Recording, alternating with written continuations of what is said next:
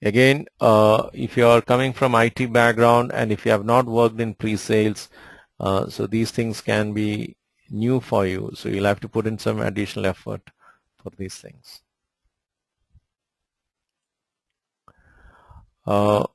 Again, the input side, we have discussed all these things before. The input side, baseline, requirement, I don't know, everything is discussed already. And during planning time, one of the key things we do pertaining to procurement is make or buy analysis. That means we have to decide what all things we'll be making and what all things we'll be buying from outside. So that make or buy analysis we have to do at the time of planning procurements. And other tools and techniques are expert judgment, and we will be discussing about the different contract types as we progress. And the outputs are procurement management plan. Yeah, these things, it's okay. So fine. It's okay. Plan purchase and acquisitions. So it's about determining what to purchase, why to purchase, from where to purchase, when, and from whom to purchase. A contract is a formal agreement, legally binding. All contracts requirements should be met, and changes must be in writing and formally controlled. A classical example of a contract is marriage. While planning, we have to decide whether we should go for a centralized contracting or a decentralized contracting, especially multi-location projects and all. This is a very crucial decision. Centralized contracting means you may have the procurement department only in one place, and all the material that is required for the project will be procured at the centralized place, and then they'll distribute it from there. Then the advantages for that is you can recruit specialists to your department, the contracting department, and the contracting department will not be catering to just one project. They'll be catering to all the projects in your organization. And they will have their own standardized company practices, and it will have a clearly defined career path for contracting staff, because it is a contracting department which is catering to the entire contracting activities for all projects. Disadvantages would be difficult to gain access to contracting expertise because they are catering to every other project, so your project will get a low priority sometimes. Then decentralized contracting, that means okay, you have a dedicated contracting personnel working exclusively for your project. Then you get easier access to contracting expertise. They may have more loyalty to the project. Disadvantages could be at the end of the project, even the contracting professional will not have a home to go back. They'll be sitting on the bench again. Again, difficult to maintain high degree of contracting expertise because the specialist contract negotiators and all will not join this kind of a team where they're catering to just one project because their position is not that secure. And for every location, you will have to duplicate this expertise. Every location should have a purchase coordinator. That is another problem. And there will be little standardization across locations because each project site may follow a different procedure, which can pave the way for corruption and all. So, but then this is a crucial decision. And even in a decentralized contracting, you may have to decide things like high value items, low value items, high value items, centralized procurement, low value items, decentralized procurement, and what is a high value item, what is a low value item. So all these things you have to define. So this is critical. Because one of the training I had somebody coming from this Andaman and Nicobar Island. He's saying even the food for the project team should come from mainland India, and there are only 2 ship services connecting India to this particular place in a week. So he has to plan everything in advance because everything has to come from another location. So that is very tricky.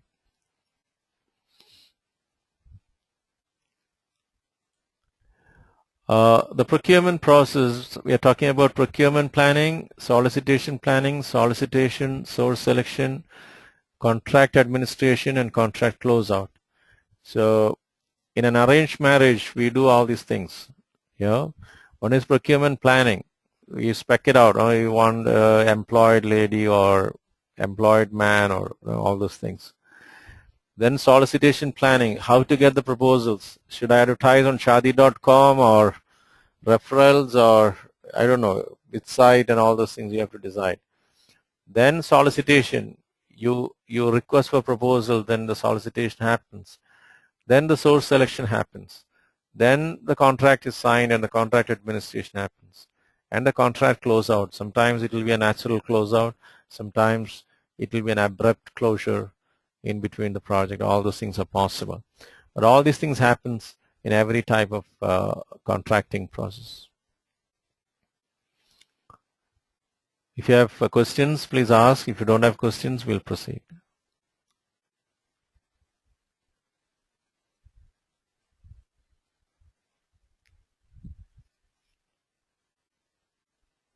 Okay. This is okay. Oh, this slide is very, very critical. This talks about the 4 types of contract, the basic 4 types of contract. The first type is cost reimbursable contract, is a CR. And the variance of that is CPFF, cost plus fixed fee, CPPC, cost plus percentage of cost, and CPIF, cost plus incentive fee, and CPIF, cost plus award fee. So these are all variants of this cost reimbursable contract. One key thing about cost reimbursable contract is in all cost reimbursable contract, so here we are talking about the cost reimbursable contract. In all cost reimbursable contract, the cost risk is with the buyer or the seller. The cost risk is with the buyer. Because some of my training, my partner, the contract which I have signed with my partner in that particular country is cost reimbursable. That means it gives me my flight ticket, accommodation, local conveyance, plus per day it gives me X dollar. So that is cost reimbursable. And in those kind of contracts, I will never make a loss because I will make my money irrespective of the number of participants for the course. So in all cost reimbursable contract, the cost risk is with the buyer, not the seller. Only the cost risk. Other risks are high, maybe high for the buyer. For the seller. And the variance of that of the cost reimbursable thing are cost plus fixed fee, cost plus percentage of cost. Cost plus fixed fee is cost is given, along with that a fixed fee is given. Cost plus percentage of cost is given, plus maybe 2% or 3% of the cost is also given as a thing. Cost plus incentive fee, cost is given, and if the average feedback is very good, then you get some incentives. An example of incentive. Cost plus award fee, same as incentive. So there is no difference between incentive fee and award fee. Then comes the time and material contract. In time and material contract, you go for time and material if you want the resources immediately. So recruiting a person and all is time consuming. So the best thing would be you call some manpower consulting companies and say, I want 5 Java programmers for 6 months kind of thing. That means you get the resources immediately. So time and material, so based on the timesheet you give the material, give the money. So that is an example of time and material. So if you want the resources very fast, then you go for time and material. But if the scope of work is not very clear kind of thing, maybe teaching, architecting, consulting and all, you go with cost reimbursable. But if you want the resources immediately, you go with time and material. Then comes fixed price, and most of us get into this kind of a contract where the scope is very clear. Then you sign a fixed price contract with the customer. In all fixed price contract, the cost risk is with the cost risk is with the seller. Now let's say you sign a contract with your customer. That means you are the seller and the customer is buying a product or a project from you, and you quote a fixed price. and at the end of the project, either you make a profit or you make a loss. So in all fixed price contract, the cost risk is with the seller, not with the buyer. So here we are talking only about cost risk. Now when you deliver the product to the seller, last minute only you'll see the quality, and also the quality risk is very high for him. Scope risk is very high for him. Yeah, even the schedule risk is very high for him. Maybe on the last day only you'll go and say sorry to him, saying that I want more time to deliver it. So the schedule risk is also high for the buyer, whereas cost risk is high for the seller.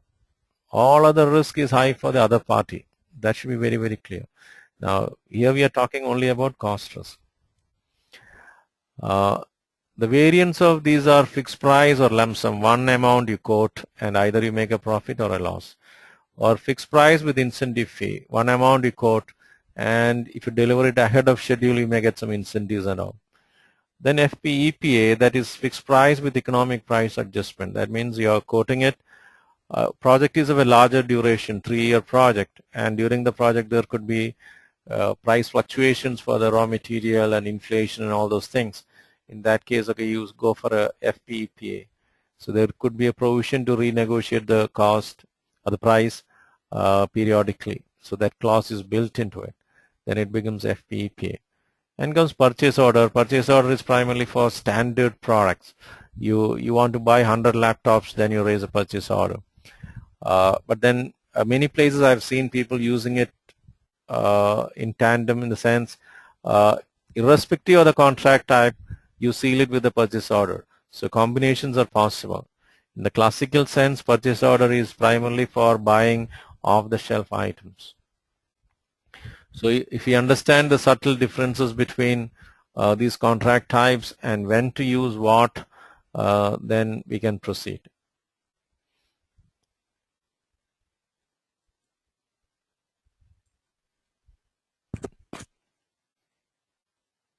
Yeah.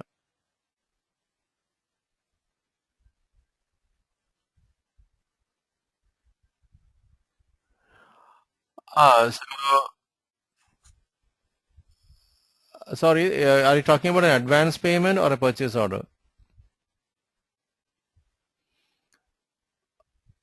Answer is may or may not. You see, if I'm operating in Middle East, irrespective of the contract type, I get a purchase order. So along with the contract, a purchase order is also issued. Yeah, so that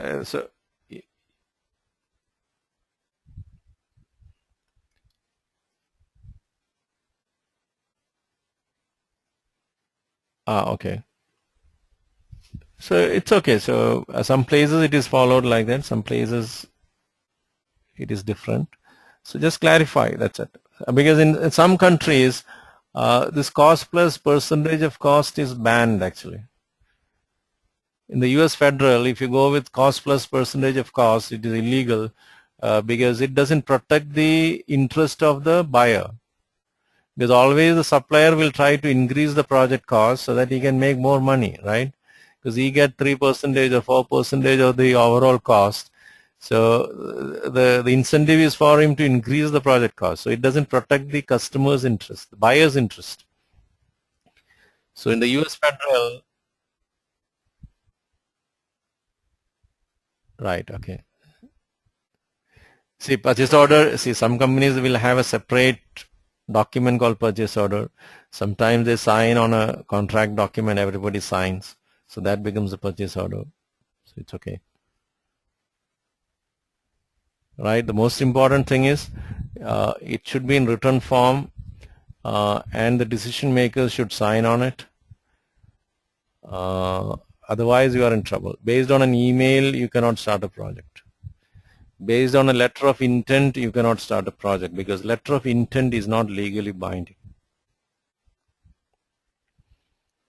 Letter of intent is like betrothal.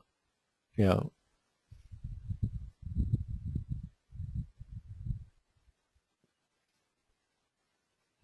Right.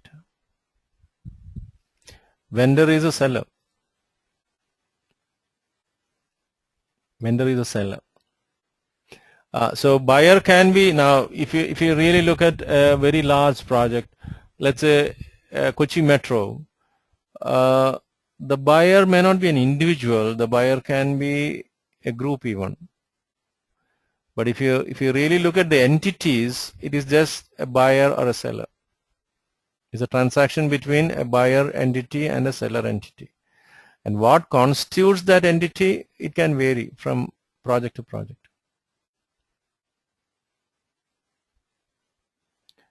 Right, okay. So see in the reference material, that PMP-Distilled guide, see more, this is explained, but then please go through it, okay, because you will get 5-6 questions around these things.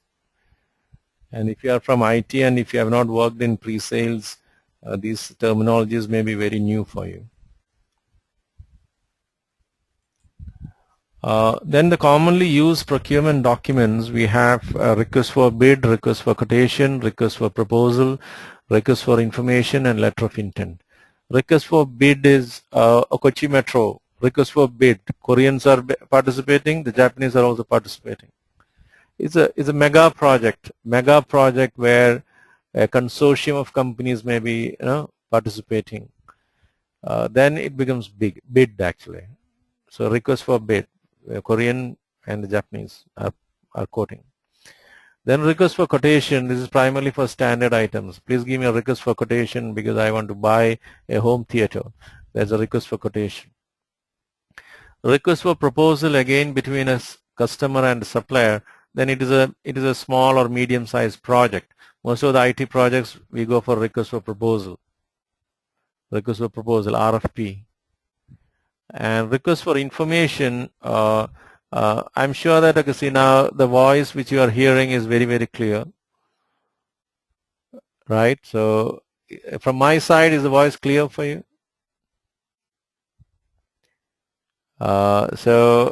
Initially I had very big issues where people used to complain about high noise levels from my side, and I was looking for a solution, and then people quoted a solution ranging from 4 lakh rupees, no, not 4 lakh, 10 lakh rupees to 10,000 rupees.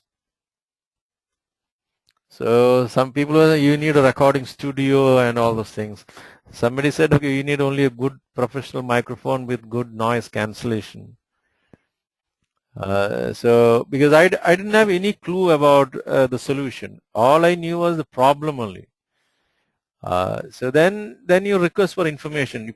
Boss, please come and educate me. This is the problem. Please provide me with information. I may buy from you, I may not buy from you. That is a request for information. There is no other obligation. Please come and educate me about your product because this is my problem. Now you can recommend your solutions. So at last I got it rectified by buying a Sennheiser headset for 3,800 rupees something. Yeah, which is pretty good because here the noise level is very high, because there was a mosque nearby also. So now it's Friday, no, not Friday, that prayer is just over. So even if you could not hear that, good. Then comes letter of intent. When I was in pre-sale, when a customer says like, maybe this order is for you, then the immediate thing is like, boss, if that is the case, please give me a letter of intent. So he'll say, the contract is for you. We are giving the order for you. We need some time to do the paperwork. You please start mobilizing the team and all. Then they issue a letter of intent. It's nothing but we intend to give the order to you. Please get ready. But then based on letter of intent, I cannot start a project because it is not legally binding. Because if I start a project based on letter of intent, and if that person doesn't give the order to me, then I cannot complain about it. I cannot sue him because it is not legally binding. Because in training program also a lot of people will express their intent to participate, and the last minute they will not come. So that's why, I corrected myself, like, give me 50% of the payment upfront, then you come. Okay, fine. Yeah, so that's a corrective action, because enough bad experiences are there. So based on a letter of, and when people say we'll come for the training, and if I book everything for them, and if they don't turn up, then I cannot sue them, because there is no legal binding. Yeah. So that you should understand. In many places, enough cases are going on because the supplier started work based on the letter of intent, and then later the customer decided not to proceed with that order. By that time, the supplier spent a lot of money on that project. Now it is in the court. And most probably the supplier will lose, because letter of intent doesn't have a legal binding. Okay, so with that, we have completed planning. So we started with initiation, identifying stakeholders, project charter preparation, project manager is identified, project manager took us through planning. The first step, it was develop project management plan, then collect requirements, then define scope, then work breakdown structure, then decomposing those work packages into activities, preparing the schedule. Then we spoke about all other subsidiary plans like quality planning, human resource planning, communications planning, procurement planning, risk management planning, uh, human resource planning. So all those things we discussed. So at this stage, we have completed planning part. Now, what we have not completed is execution and monitoring and controlling. The key thing in monitoring and controlling we covered already. There is earned value management. And closing is very easy, just close it. Sorry. So I think we'll have one more session where I'll take you through the execution part also, and I'll need the same amount of time. Maybe if you start at 10:30, we can go till 1 p.m. Is next Saturday a good time for you?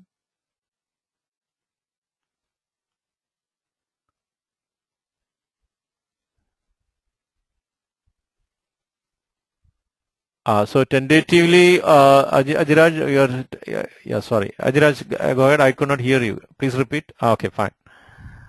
Uh,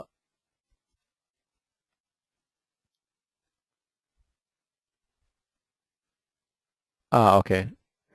So if I record the session and then show to you, is that fine? That I can do, because even this session is recorded. So